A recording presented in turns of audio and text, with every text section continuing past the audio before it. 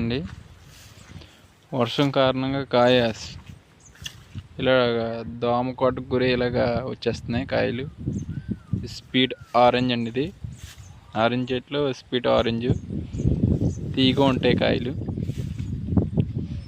చాలా ఎక్కువ కాసింది కాయలు. చెట్టు నిండా కాయలే, చెట్టు నిండా గుత్తు గుత్తులకి కాయలే, నారింజ కాయలే.